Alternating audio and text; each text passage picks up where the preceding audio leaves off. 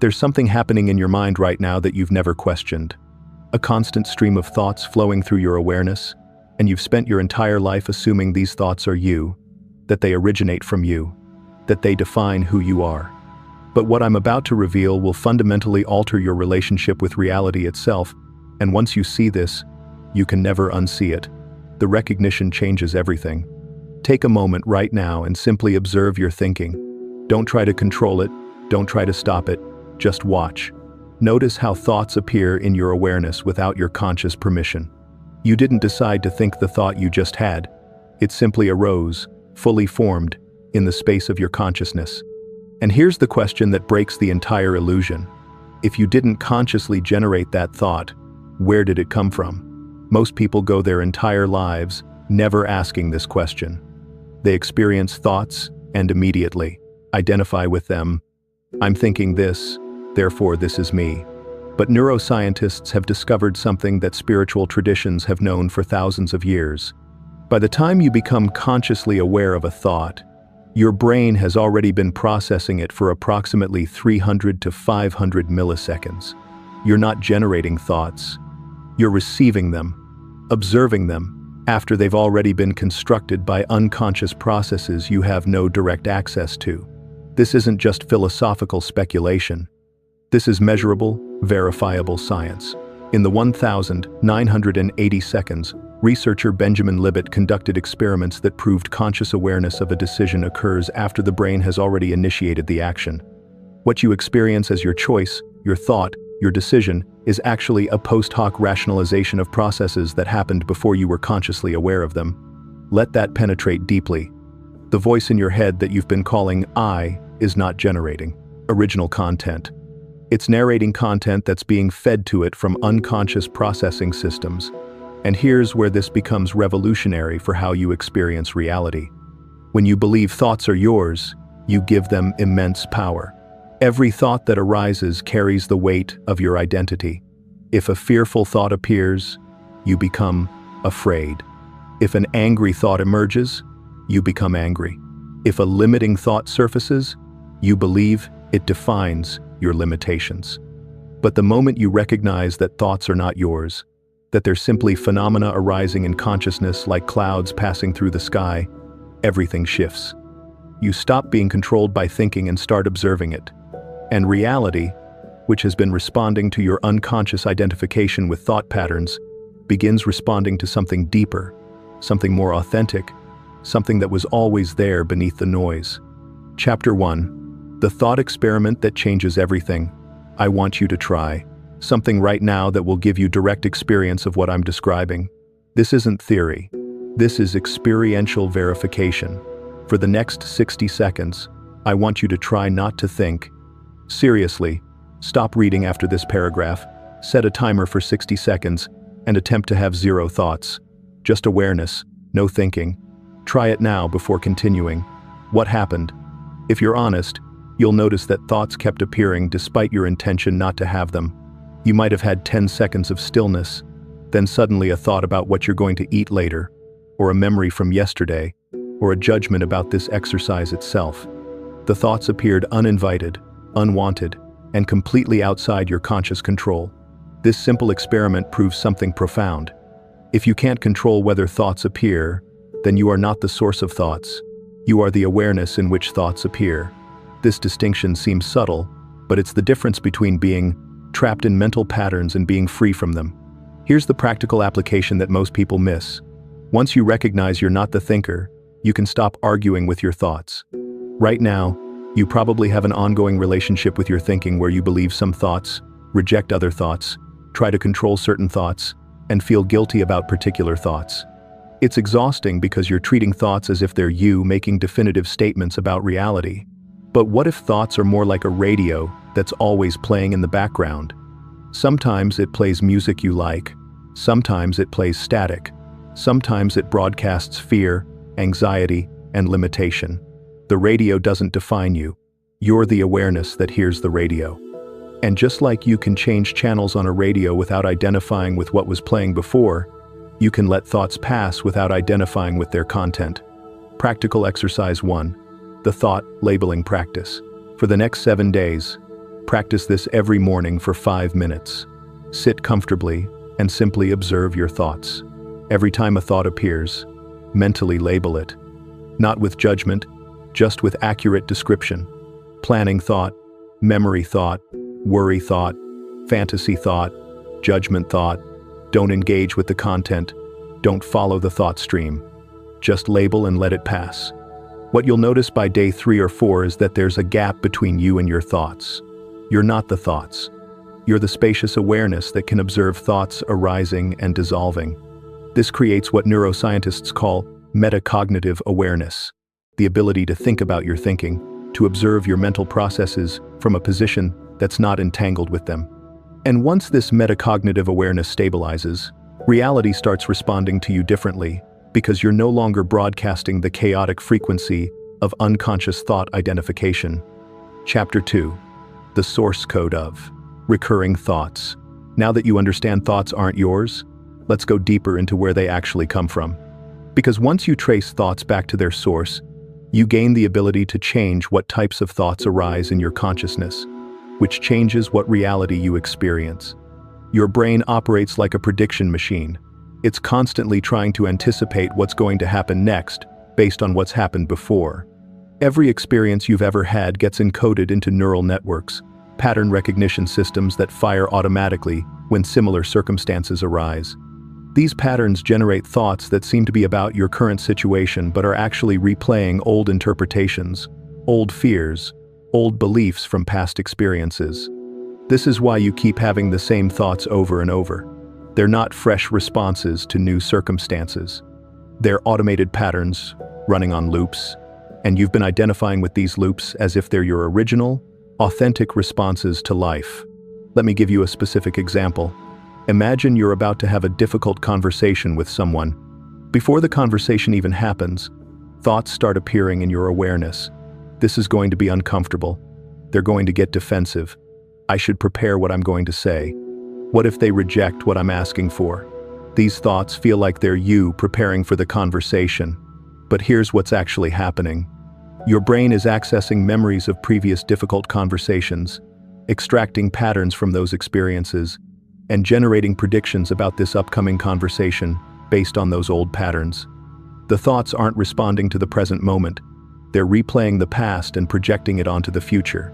And because you identify with these thoughts as yours, you enter the conversation already carrying the frequency of past difficult conversations. Your nervous system is activated before anything has happened. Your body language broadcasts defensiveness or anxiety, and the other person unconsciously picks up on this frequency and responds accordingly, which then confirms the thoughts that preceded the conversation. You've created a self-fulfilling prophecy by identifying with thoughts that were never about the present moment to begin with. Practical exercise 2. Source tracking. Here's how to break this pattern. For the next 14 days, whenever you notice a repetitive thought pattern, especially one that creates emotional charge, do this practice. Stop and ask, when is the first time I remember thinking this exact thought or feeling this exact way? Don't force an answer. Just hold the question in your awareness and let your memory systems respond. Often, you'll trace the thought back to a specific experience, usually from childhood or adolescence, a moment when something happened that installed a belief, a fear, a pattern of self-protection. The thought you're having now isn't about your current situation. It's that old experience replaying itself through new circumstances. Once you identify the source, you do something revolutionary. You recognize that the thought is not a response to what's happening now. It's an echo from the past. And echoes have no power except the power you give them by believing their current reality. Write down what you discover. The thought, "I'm not good enough," originates from being compared to my sibling at age 8. This thought is not about my current capabilities. It's an old recording playing. This awareness alone begins to dissolve the thought's power because you've stopped identifying it as your authentic response. You've recognized it as outdated programming, and outdated programming can be updated. Chapter 3. The Frequency Broadcast System. Now let's connect this to how reality responds to you, because this is where understanding becomes transformation. Your thoughts, despite not being originally yours, create an electromagnetic, frequency that broadcasts from your nervous system into the field around you. This isn't mysticism. This is documented science. The HeartMath Institute has measured the electromagnetic field generated by your heart, which extends 8 to 10 feet from your body in all directions. This field carries information about your internal state, and it's constantly being read by other people's nervous systems, by animals, by plants, and by what quantum physicists call the zero-point field, the underlying energetic substrate of reality itself. When you identify with your thoughts, believing they're you, your electromagnetic field broadcasts the frequency of those thoughts. If you're thinking anxious thoughts and identifying with them, your field broadcasts anxiety. If you're thinking limiting thoughts and believing them, your field broadcasts limitation. And reality, which is not separate from you but rather a responsive field that you're embedded in, organizes itself around the frequency you're broadcasting. This is why people can do all the manifestation work, all the visualization, all the affirmations, and still experience the same patterns.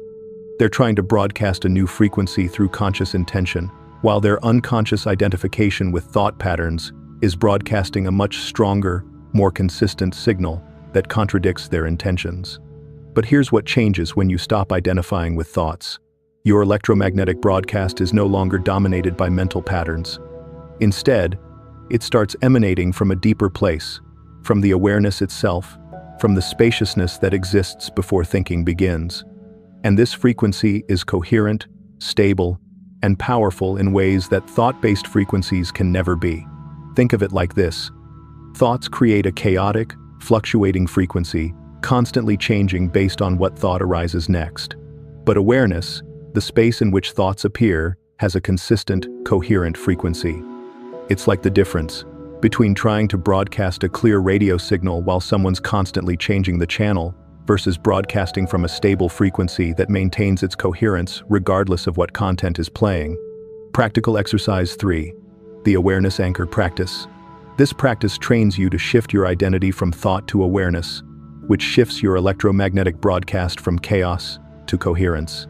Practice this twice daily for 10 minutes, morning and evening. Sit in a quiet space and close your eyes. Take 3 deep breaths, then let your breathing return to its natural rhythm. Now, instead of trying to stop thoughts or control them, simply notice that you're aware of them. There's a thought appearing, and there's awareness of that thought. Shift your attention from the thought itself to the awareness that's observing it. Ask yourself, what is this awareness that's noticing my thoughts? Where is it located? What does it feel like? You'll probably notice that awareness doesn't have a location. It's not in your head or in your body. It's more like a spacious presence that thoughts appear within. Rest in the recognition of this awareness, not as a concept, but as direct experience. Thoughts will keep arising. That's fine. Each time a thought appears, notice that you're aware of it, then shift your attention back to the awareness itself. You're training your nervous system to identify with awareness rather than with the content arising in awareness. After 10 minutes, open your eyes. But here's the crucial part that most people miss. Try to maintain that awareness as you move through your day. When you're talking to someone, notice that you're aware of the conversation. When you're eating, notice that you're aware of eating. When thoughts arise, notice that you're aware of thoughts. This creates what I call awareness momentum.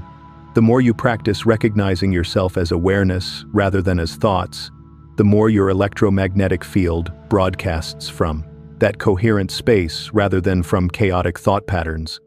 And reality responds to this coherent broadcast with synchronicities, opportunities, and experiences that were impossible when you were broadcasting from thought identification. Chapter 4. The collective thought pool. Here's where this gets even more profound, even more paradigm shifting.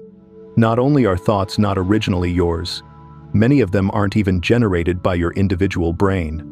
You're accessing what could be called a collective thought field, and most people have no idea this is happening. Have you ever noticed that certain thoughts seem to be more prevalent during certain times? Entire populations suddenly concerned about the same topics, experiencing similar fears, sharing common obsessions? This isn't coincidence. This is evidence of collective thought fields that individual consciousnesses tap into and mistake for personal thinking. Researchers studying collective consciousness have found measurable correlations between global events and random number generator outputs across the planet. When something significant happens that captures mass attention, random number generators that should produce completely random sequences start showing non-random patterns, as if the collective focus is influencing probability fields at a quantum level. What this suggests is that consciousness is not isolated in individual brains. It's more like individual receivers tuning into a broader field of consciousness that contains thought patterns, belief systems, and emotional frequencies shared across populations. You can verify this in your own experience. Pay attention to your thoughts over the next few days. Notice how many of them are about things you're not directly experiencing. Concerns about the economy you read about in news. Worries about global events that don't affect your immediate life. Opinions about people you've never met. These thoughts didn't generate from your direct experience. They entered your awareness from the collective thought field, and you adopted them as if they were your original thoughts. This is simultaneously disturbing and liberating. Disturbing because it means you've been even less in control of your thinking than you realized. Liberating because once you recognize you're accessing collective thought fields, you can choose which fields to tune into and which to tune out. Practical exercise 4. The Thought Origin Investigation.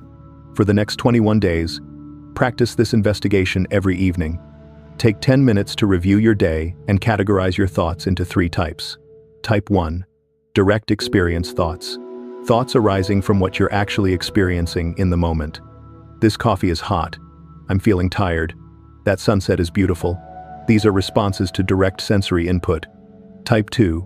Personal history thoughts. Thoughts arising from your individual past experiences and memories. These are the patterns we discussed earlier. Replays of old programming specific to your life. Type 3. Collective field thoughts. Thoughts about things you're not directly experiencing but have absorbed from media, conversations, cultural narratives. Concerns about things happening in distant places. Opinions about situations you've never encountered. Beliefs about how life works that you adopted from others. Write down examples from each category. What you'll discover is that type 3 thoughts, collective field thoughts, probably comprise 60–70% of your daily thinking.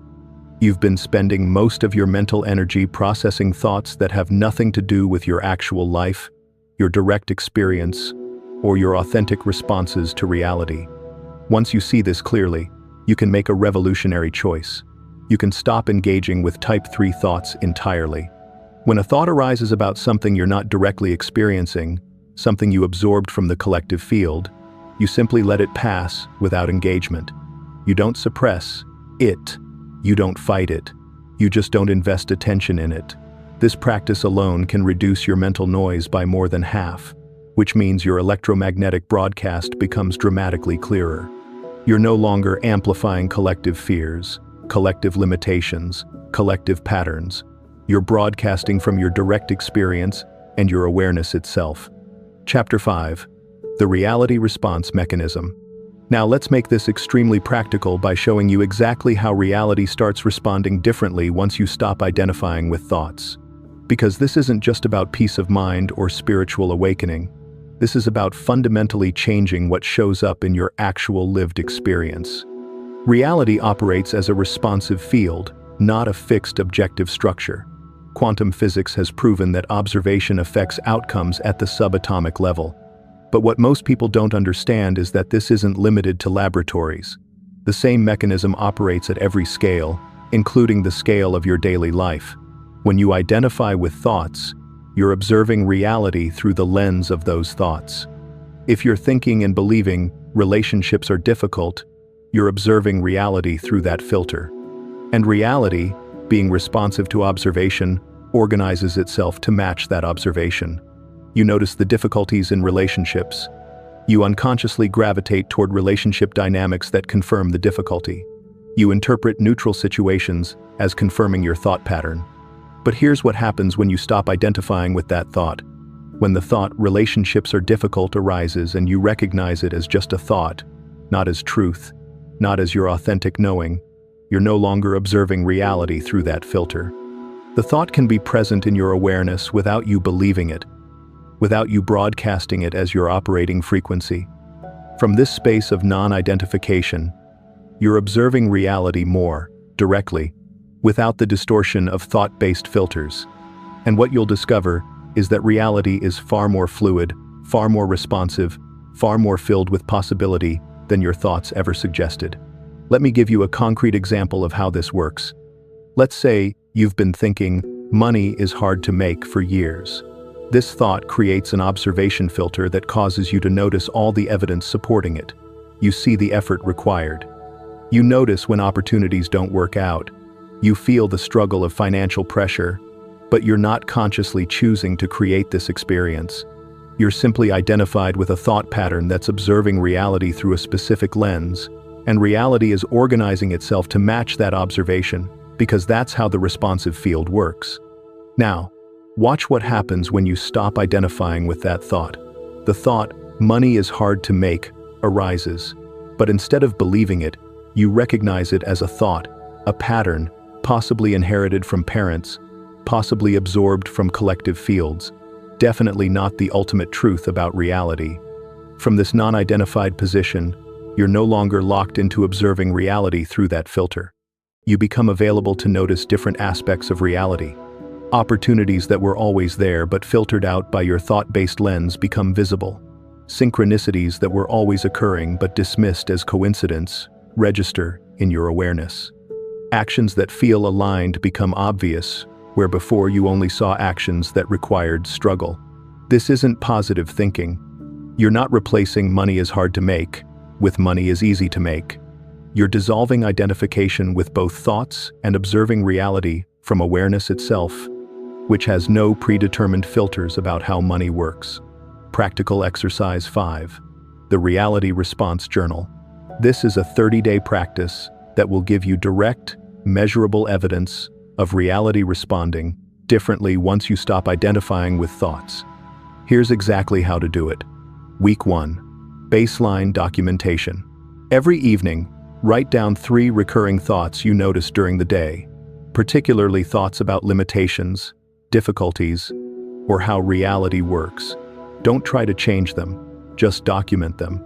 Also write down 3 things that happened that day in the areas those thoughts concern. If your recurring thought is about relationships being difficult, document 3 things that happened in relationships. Week 2. Pattern recognition. Review your Week 1 documentation. Look for correlations between your recurring thoughts and what actually happened.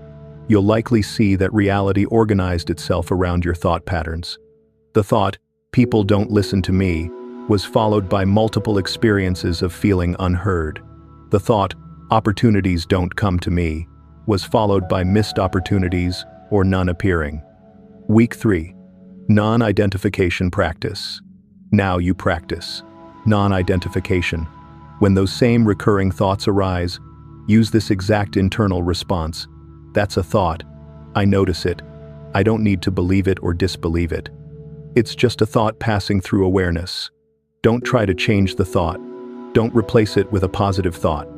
Simply recognize it as a thought and let it pass without identifying with it. Continue documenting what happens in your day. Week 4. Reality shift documentation. By week 4, if you've been genuinely practicing non-identification, you'll notice reality responding differently. The areas where you had recurring limiting thoughts will start showing different outcomes, not because you forced anything, but because you stopped filtering reality through limiting thought patterns, which allowed reality's responsiveness to organize around a clearer observation. Write down specific examples of how reality responded differently. Be precise. In week 1, I had thought, people don't listen to me 7 times, and experienced 4 situations where I felt unheard. In week 4, the same thought arose 5 times, but I practiced non-identification, and I experienced 3 situations where I felt genuinely heard and understood. This journal becomes concrete evidence that reality responds to your relationship with thoughts, not to the thoughts themselves. Chapter 6. The Identity Reconstruction. Everything I've shared so far leads to this crucial point. If thoughts aren't you, and thoughts have been the primary thing you've been identifying with, then who are you? This question isn't philosophical abstraction. This is the most practical question you can ask, because your identity determines your frequency, and your frequency determines your experience. Most people construct their identity from thoughts. "I'm someone who struggles with anxiety" is just a thought you've believed and identified with so consistently that it became your sense of self. "I'm not good with money" is a thought that became an identity. "I'm unlucky in relationships" is a thought-based identity structure. When you stop identifying with thoughts, these identity structures begin to dissolve. And this can feel destabilizing at first because you've been using these structures to navigate reality, even if they were limiting you.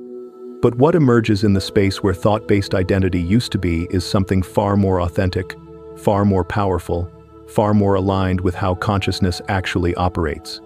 You discover that your true identity is not any thought about who you are. Your true identity is the awareness itself, the consciousness that can observe any thought, any emotion, any experience without being defined by it. And this awareness-based identity broadcasts a completely different frequency than thought-based identity. Thought-based identity is always seeking, always comparing, always trying to maintain or improve itself through experience. It needs constant validation from reality to prove it exists, to confirm it's valuable, to demonstrate it's worthy. This creates a desperate, needy frequency that repels the very things you're trying to attract. But awareness-based identity doesn't need anything from reality because it's already complete. It's not trying to become anything because it recognizes itself as the unchanging space in which all becoming occurs. This creates a frequency of sufficiency, of wholeness, of inherent okayness that magnetizes aligned experiences because it's no longer broadcasting lack or desperation. Practical Exercise 6. The Identity Shift Protocol. This is advanced work, but if you've been doing the previous exercises, you're ready for it. This protocol will shift your identity from thought-based to awareness-based in a way that's tangible and experiential. Phase 1. Identity. Inventory. Days 1 to 7. Make a list of every "I am" statement you habitually think or say. "I am anxious. I am creative. I am struggling financially. I am looking for love. I am trying to build a business." Write at least 20 statements. These are your current identity structures, all thought-based. Phase 2. Source investigation, days 8 to 14. Take each "I am" statement and ask, "Is this what I am? Or is this a thought about what I am?" Feel the difference between being something and thinking you're something. For example, "I am anxious" feels solid and defining. But "I'm having anxious thoughts" recognizes the thoughts without identifying with them. Rewrite each statement from identity to observation. "I am struggling financially" becomes "I'm observing thoughts about financial struggle." Phase 3. Awareness. Recognition. Days 15 to 21. Now practice this inquiry daily. Sit quietly and ask, "What am I if I'm not my thoughts?" Don't answer intellectually. Drop into direct experience. You'll notice you're aware. You're the presence that can observe thoughts, feelings, sensations, experiences. Rest in this recognition for 15 minutes daily. Phase 4. Identity embodiment, days 22 to 30. Now practice moving through your day from awareness identity rather than thought identity. When someone asks how you are, instead of responding from thought-based identity, "I'm stressed about work," respond from awareness identity, "I'm noticing a lot is moving in my life right now."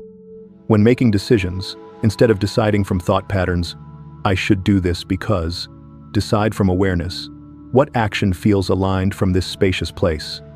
What happens through this protocol is not that you lose your personality or become some emotionless spiritual robot. What happens is you stop being limited by thought-based identity structures.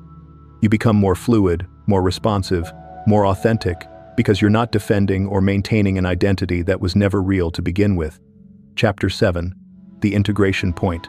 Everything we've explored points to this integration.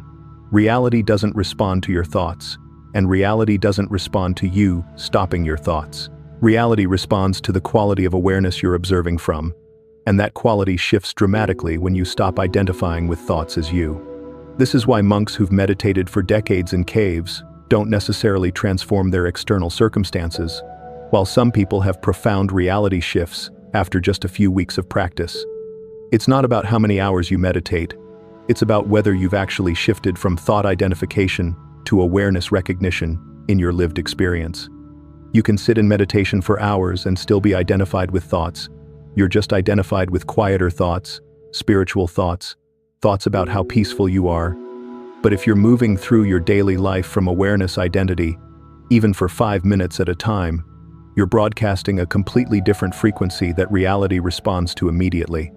Let me share what this looks like in practical terms across different life areas, so you can recognize the shift happening in your own experience. In relationships, thought identification creates relationships where you're constantly managing how the other person perceives you, where conflict feels threatening to your identity, where you need the relationship to validate your worth. Awareness identity creates relationships where you can be genuinely present without needing anything, where conflict is just sensation and thought patterns passing through without defining you, where connection happens naturally without effort. In work and creativity, thought identification makes work feel like proof of your value, makes creative blocks feel like personal failure, makes success necessary to validate your worth. Awareness identity allows work to flow through you without defining you, allows creative blocks to be observed without resistance, allows success or failure to be experiences rather than identity statements. In health, thought identification creates chronic stress because every sensation gets interpreted as meaning something about you. Every symptom becomes a threat to your identity. Awareness identity allows your nervous system to relax because sensations can be present without meaning anything about who you are, allowing your body's natural intelligence to regulate more effectively. In finances, thought identification creates financial anxiety because money becomes proof of your value or lack thereof. Every transaction carries identity weight. Awareness identity allows money to flow more naturally because it's no longer carrying the burden of proving your worth. It's just energy moving through your experience. The pattern is consistent across every area. When you're identified with thoughts, reality has to constantly confirm or deny your thought-based identity, which creates resistance, struggle, and limitation. When you're identified with awareness, reality can organize itself around the coherent frequency of that awareness, without being filtered through limiting thought patterns. Practical exercise 7, the daily integration practice. This final practice integrates everything we've covered into a daily rhythm that maintains the awareness identity shift you've been developing. Practice this every morning for 20 minutes minimum. Minutes 1 to 5. Awareness. Recognition. Sit comfortably and recognize that you're aware. Not thinking about awareness, directly noticing the aware presence that's reading these words right now. Rest as that awareness. Minutes 6 to 10. Thought observation. Allow thoughts to arise. Don't stop them. Don't control them. Practice observing them from awareness without identifying with them. Label them if helpful. Planning thought, worry thought, memory thought. Notice the space between thoughts. Minutes 11 to 15. Sensation. Observation. Bring attention to physical sensations in your body. Notice how sensations arise and dissolve in awareness just like thoughts do. Practice feeling sensations without creating meaning about them. Just awareness observing sensation. Minutes 16 to 20. Reality preview. From this space of awareness identity, not from thought patterns, preview your day. Not visualizing what you want to happen, but feeling into what actions want to emerge from this spacious awareness. What wants to happen through you today? Not what you think should happen, but what arises naturally from awareness. Then move into your day, maintaining as much awareness identity as possible. Every time you notice you've collapsed back into thought identification, which will happen repeatedly, that's normal. Simply recognize it and return to awareness.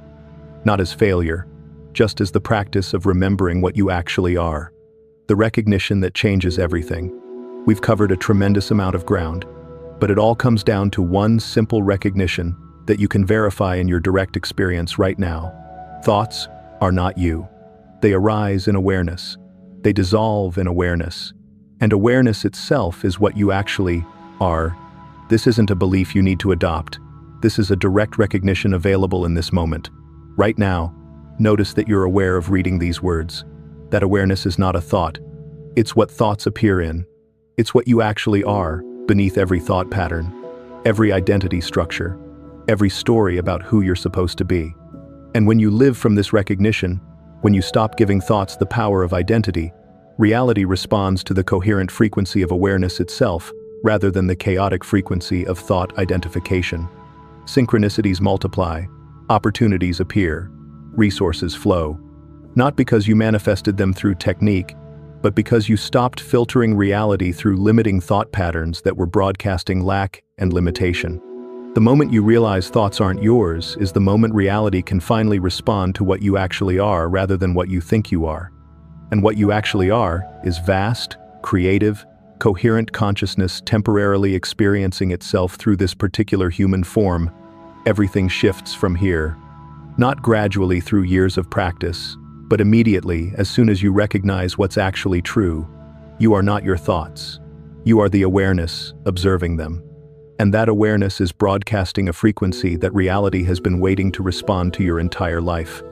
The only question remaining is, will you continue living from the limited identity of thought patterns, or will you recognize yourself as the unlimited awareness that thoughts appear within? Reality is waiting for your answer, not your thought about your answer, but the frequency you broadcast through the recognition of what you actually are. You are not your thoughts. You never were. And the moment you truly realize this, everything changes.